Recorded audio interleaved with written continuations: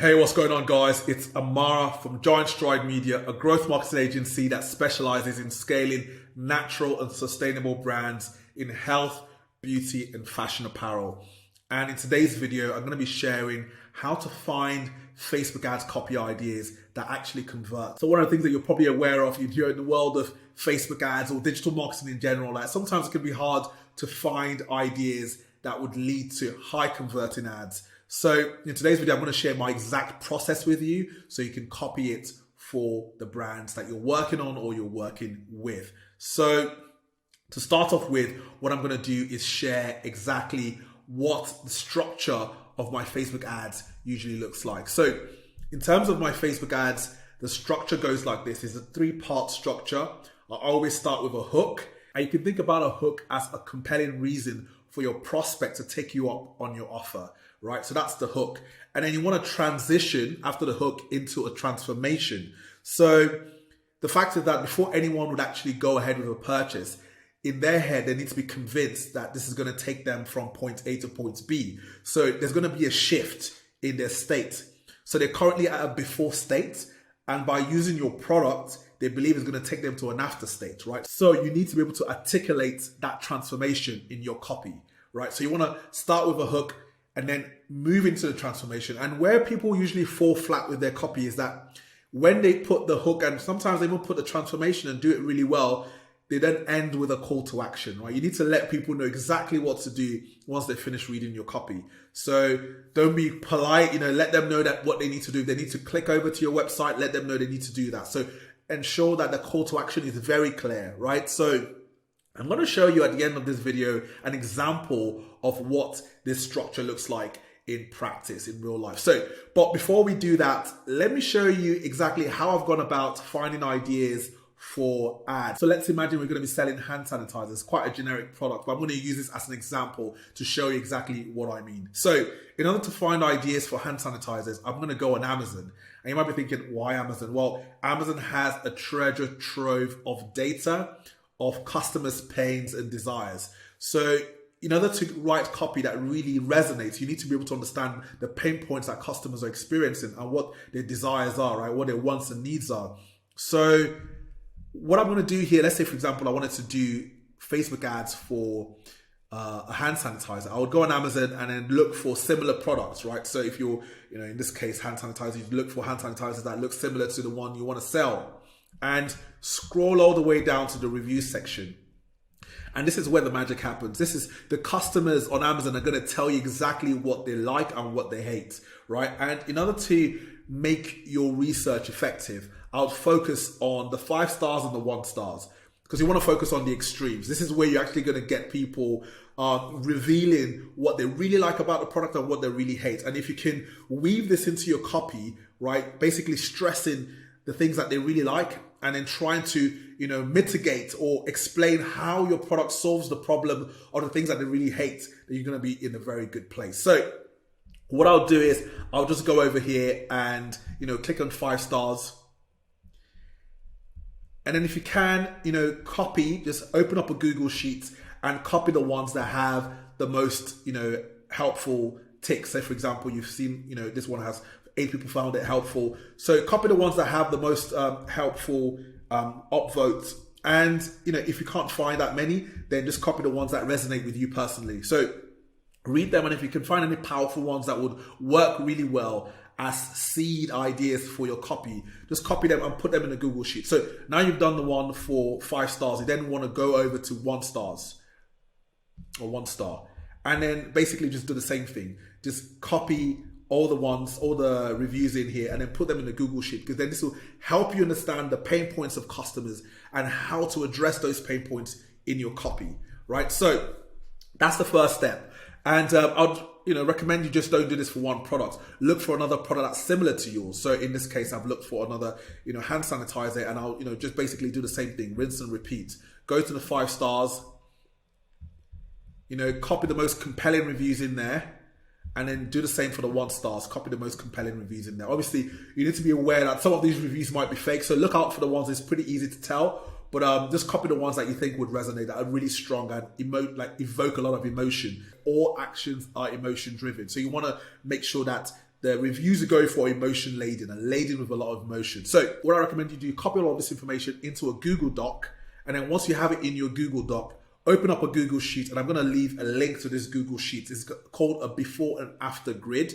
It's a powerful tool that I use for my copy, and you can download it using the link below. So use all the information, all the 5 stars and all the 1 stars, and try and distill them into this before and after sheet. So this before and after grid, what it is basically what you have here is the before column, and then you have your product and you have the after. So as I mentioned before, people are looking for transformations that are going to take them from a less desired state to a more desired state, right? So what you have here is the before state, and the before state is broken down into 5 different categories. I'm going to explain to you. So the first one is what they have, or in this case, what they're missing in their life, what they're feeling, right? Also in the before state, so what negative emotions are they feeling? What does the average day look like for this prospect?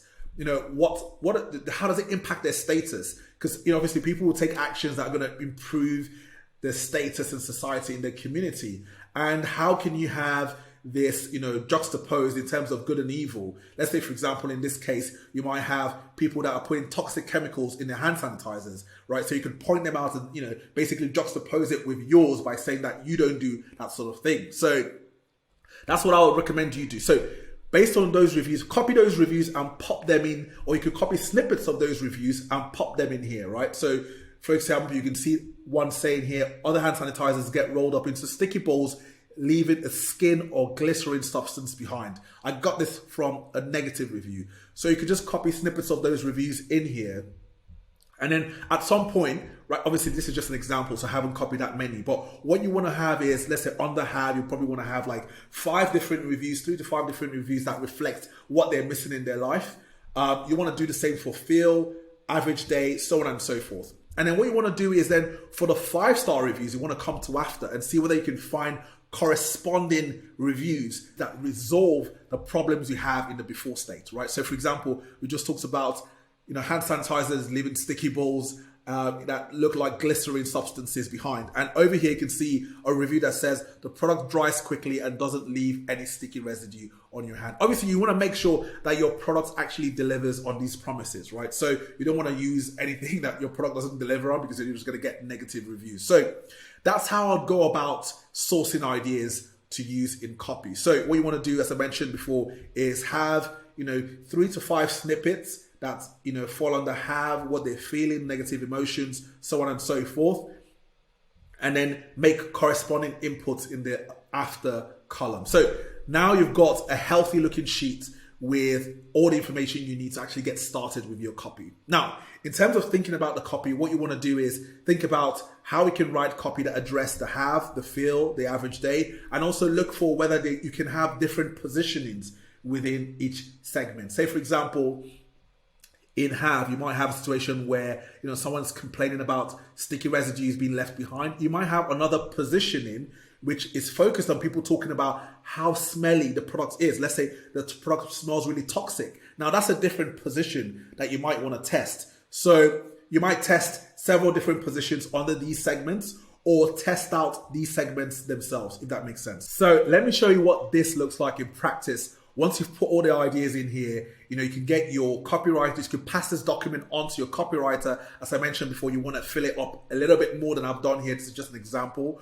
But then you want to pass this on to your copywriter and tell them to write copy that relates to each of these segments, or you can have different positionings within each segment and ask them to write copy related to that. And this is what it would look like. As I mentioned before, you want to use a 3-part structure. You know, you can have different structures in yours, but this is what I would recommend. And here's an example of copy that, you know, I've written based on that. So here you go. So for example, to address the hook, as you can see here, we started with questions. Questions make for good hooks. So we said, is that your reaction every time you use a hand sanitizing gel, right? So we want to get people to stop in their track whilst they're scrolling. So we started off with this question, and then we've embellished the hook a bit further by saying whether it's the sticky residue, the foul smell, or the toxic chemicals, most of us have accepted it as part of what keeps us safe from harmful bacteria. So that's the hook, right? We're trying to create a compelling reason for the prospect to just listen in and take us up on our offer. Now we're going to transition from the hook into the transformation. As I mentioned, the transformation is the shift from the before state to the after state. So over here, the transformation is then talking about, look, unlike other hand sanitizers, our hand gel dries up quickly, has a mild smell, and only contains 62%. So that's a transformation in there, talking about how it leaves your hand feeling clean, fresh, and moisturized. Now, as I mentioned before, you want to end with a call to action. Let them know what to do next, right? Otherwise, we're just going to scroll past. So tap below to get yours now. So that's a call to action. Your call to action could be something else, but it's what is the next best action, right? You're not necessarily telling them to buy it now, but over here, we're just saying tap below to get yours now. So that is the next best action a prospect can take. So I hope this helped you to figure out how you can source ideas, a simple way for sourcing ideas for your product in order to write ad copy for it. So if you like this video and you like more videos like this that share strategies on how to improve your Facebook ads performance, your e-commerce performance, do consider subscribing. And until next time, take care.